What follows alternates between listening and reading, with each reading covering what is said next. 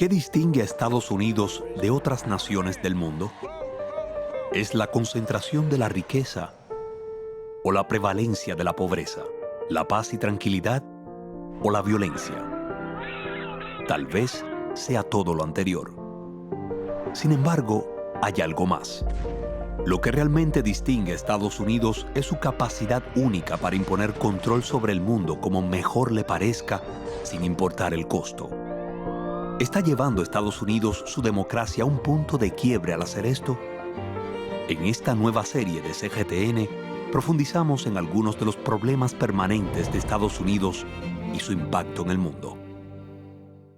Will immediately impose additional punishing economic sanctions. Unilateral sanctions. Strong sanctions. Sanctions at a very massive level. ¿Por qué Estados Unidos está tan interesado en imponer sanciones? ¿Y quiénes son los más afectados por ellas? Sin contar con la aprobación del Consejo de Seguridad de la ONU, Estados Unidos ha impuesto unilateralmente sanciones económicas a muchos países. Ha tratado de actuar como árbitro global, anteponiéndose al derecho internacional y modificando el orden mundial y el de otros países de acuerdo con sus propios valores y sistema político. Americans have even gone further than just ignoring the United Nations Charter. Estados Unidos no solo impone sanciones a otros países, sino que también impone sus leyes internas a otras naciones o entidades fuera de su jurisdicción en nombre de la defensa del llamado orden internacional basado en reglas. They now claim there's this phrase, this rules-based order. What do you mean rules-based order? What rules? En una extensión perversa del principio de jurisdicción de brazo largo, Estados Unidos ha otorgado primacía transfronteriza a sus leyes nacionales y las ha aplicado arbitrariamente en el extranjero ignorando el derecho internacional. De acuerdo con su legislación, la jurisdicción de brazo largo se refiere a la jurisdicción sobre personas o entidades domiciliadas o con residencia fuera del territorio del Estado sancionador. Fue establecido por primera vez en 1945 por la Corte Suprema estadounidense en la decisión histórica de International Shoe Company contra el Estado de Washington. La jurisdicción de brazo largo permite a los tribunales estatales ejercer jurisdicción personal en casos civiles y comerciales en los que la jurisdicción no puede ejercerse porque el demandado no está domiciliado en el Estado, sobre la base de que el demandado tiene algunos contactos mínimos con el Estado.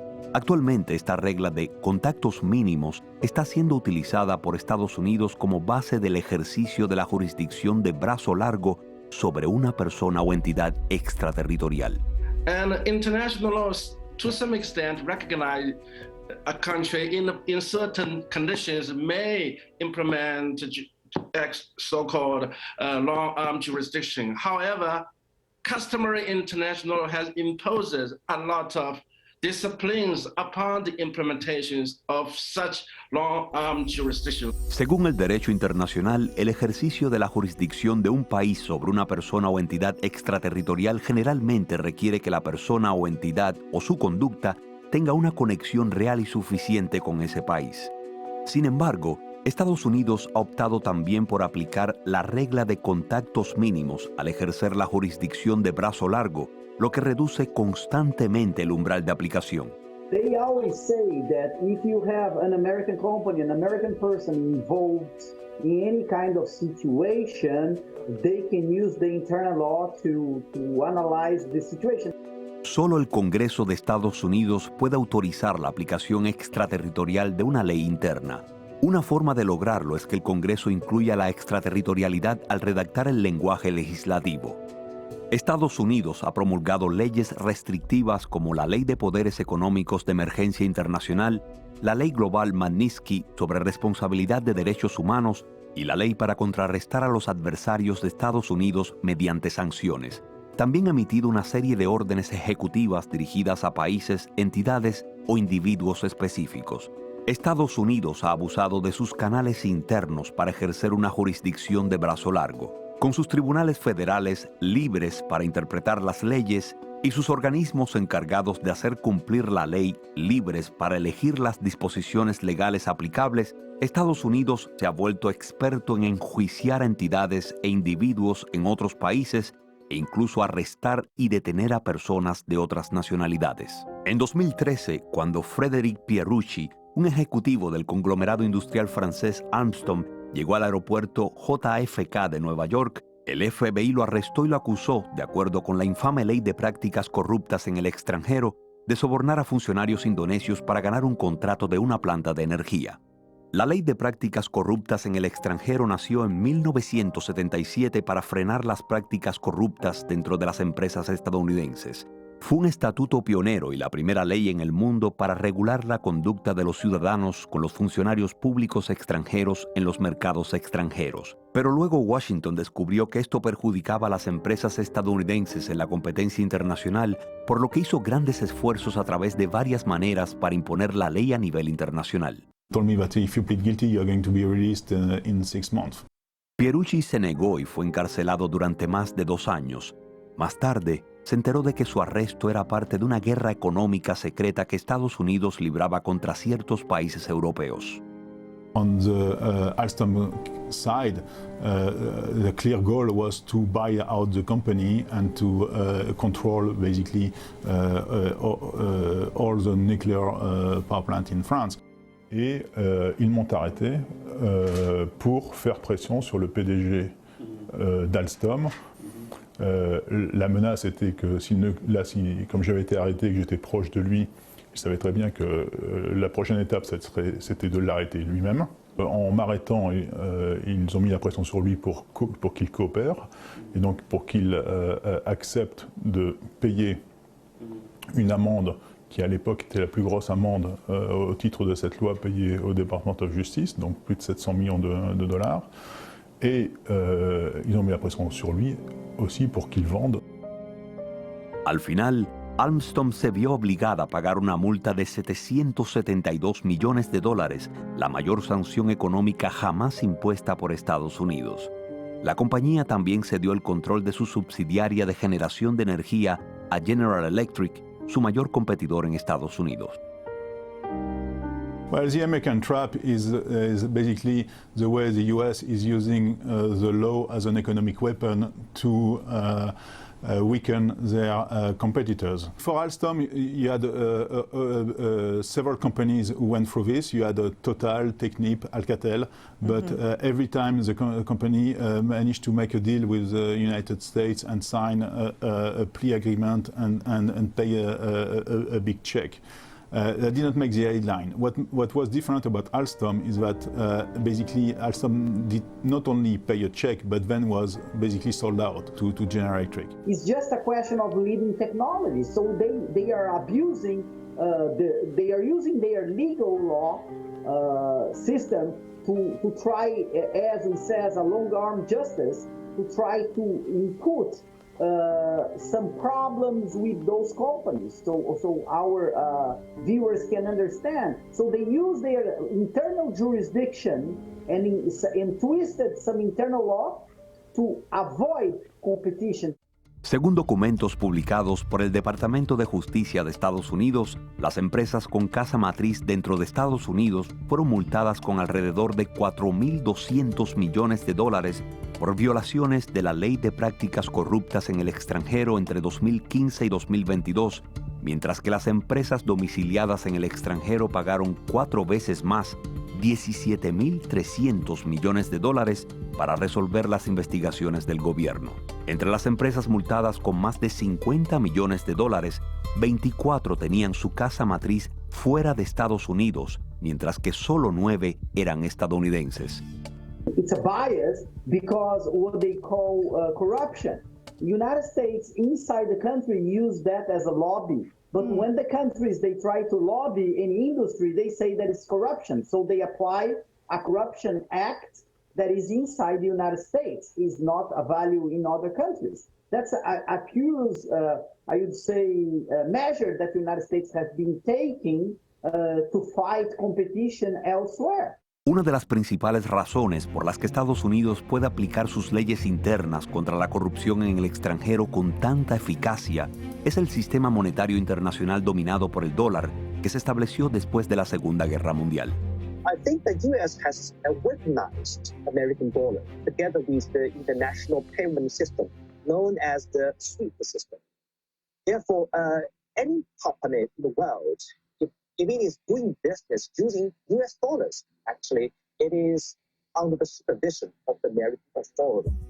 5 años después de la represión a Alstom, Estados Unidos utilizó una estrategia similar contra Huawei, cuando su directora financiera Meng Wanzhou fue arrestada en Vancouver a instancias de Washington el 1 de diciembre de 2018 debido a las sanciones contra el gigante chino de las telecomunicaciones. El arma utilizada en este caso fueron las regulaciones de control de exportaciones dirigidas a Irán. Cualquier país o entidad que haga negocios con Irán puede enfrentarse a sanciones secundarias de Estados Unidos. The secondary sanction, I think, violates international law. First, it does not have any basis of the jurisdiction of international law. For example, it does not have support by either the territorial jurisdiction or personal jurisdiction. More importantly, it violates the international rule of non-intervention.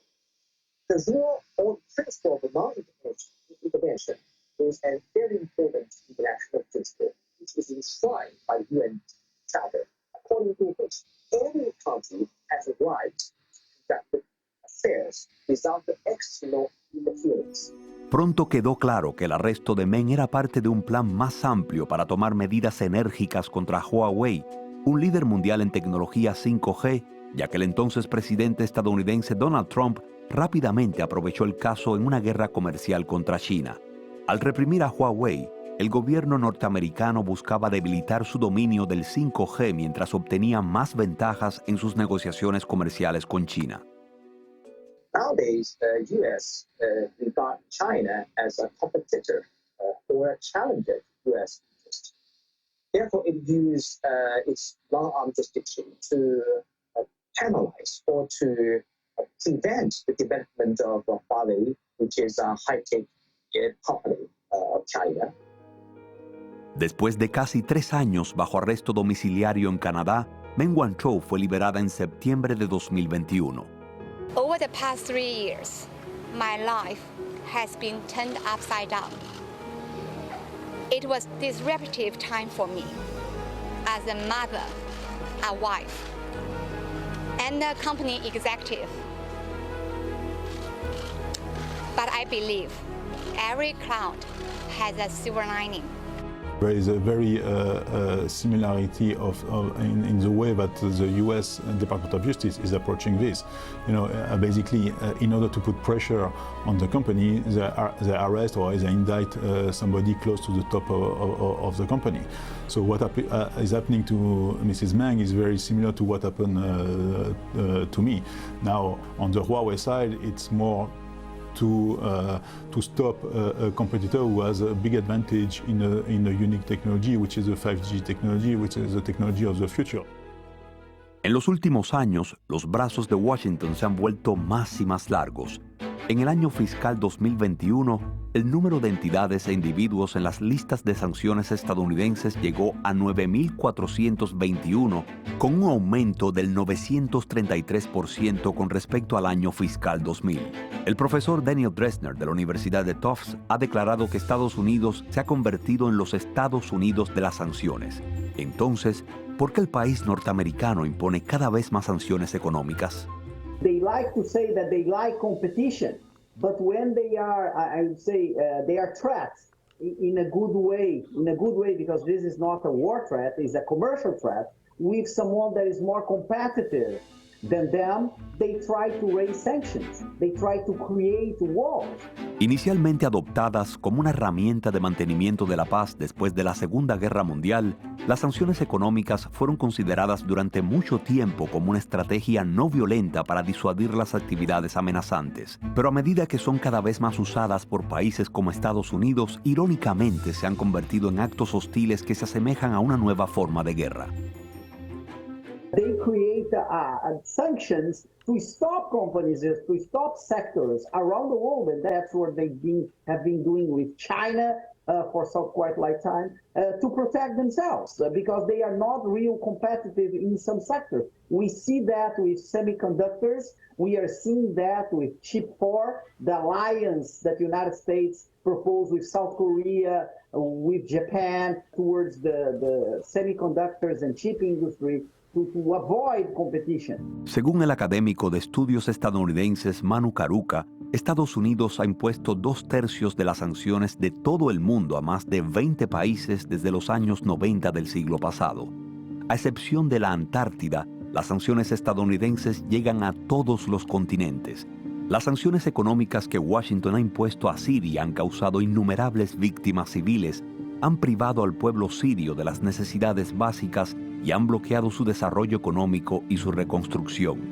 Las sanciones que hacen ilegal la venta de fármacos de muchas compañías farmacéuticas internacionales a Siria han provocado una escasez crónica de medicamentos y equipos médicos. القائمة تطول هنا ولكن الواضح أن الهدف من هذا القانون هو في جوهره الضغط على الشعب السوري في لقمة عيشه وحياته اليومية ومحاولة خنقه في مشهد غير إنساني يذكرنا بذات الوحشية التي خنق بها جورج فلويد وآخرين في الولايات المتحدة. Los devastadores terremotos en febrero de 2023 solo aumentaron el sufrimiento de Siria. نمنا بالجامع 3 أيام ورجعنا على البيت ولا شباك كله يعني اتكسر وعم نموت من البرد. المعونات ما في ابدا ولا حدا اجى لعنا ولا حدا قالنا شو ناقصكم ولا شيء ابدا. والوضع كثير مأساوي. La relatora especial de la ONU, Alena Douan, visitó recientemente Siria, donde informó que el 90% de la población siria vive por debajo del umbral de la pobreza. El acceso limitado a alimentos, agua, electricidad, vivienda adecuada, combustible e insumos médicos son resultados directos de las actuales sanciones. A pesar de su magnitud, las sanciones a Siria quedan eclipsadas por las impuestas a Cuba, que ha sufrido las sanciones estadounidenses durante más de medio siglo. Yo realmente pienso que se debería aflojar el embargo y terminar con el embargo que no ha tenido el objetivo, pero si afecta al Estado, al país, por lo tanto, me afecta de alguna manera u otra, me afecta a mí también. Afecta en el sentido que yo llevo en esta actividad 40 años y si ahora me veo limitado por recursos y por cosas y tengo ahora más edad, por supuesto que me va. Realmente afecta la vida, por ejemplo, el embargo o bloqueo, como se le quiera decir. Yo prefiero desde Cuba decir bloqueo, pero sin embargo realmente tiene una gran afectación en la vida de los cubanos en todo sentido. Cuando uno compra determinado producto y quiere pagarlo y hacer una transferencia, son muy pocos bancos en el mundo que acepten las transferencias que tengan origen de Cuba. El código SWIFT hay que ponerlo y cuando pones la palabra Cuba te cancelan esa operación. En su informe de 2020 a Naciones Unidas, Cuba afirmó que el embargo le había costado al país $144.000 millones desde su inicio. Que el gobierno de los Estados Unidos no tiene la menor autoridad ni legal, ni política, ni moral para andar sancionando gente por el mundo cuando se sabe que tiene una conducta bastante reprobable en materia de represión. Y lo que es aún peor, para otorgar mayor preeminencia a sus leyes nacionales sobre las leyes internacionales, Estados Unidos ha abandonado muchas instituciones internacionales clave que había defendido anteriormente. 美国在指责别人之前，应当先反躬自省。为什么美国要退出世卫组织？为什么美国要退出巴黎协定和伊朗核问题全面协议？谁是国际规则的破坏者？谁对国际秩序构成威胁？国际社会对此看得清清楚楚。 What worries me most, however, is the fact that the rules-based international order is being challenged. Quite surprisingly, not by the usual suspects, but by its main architect and guarantor, the US.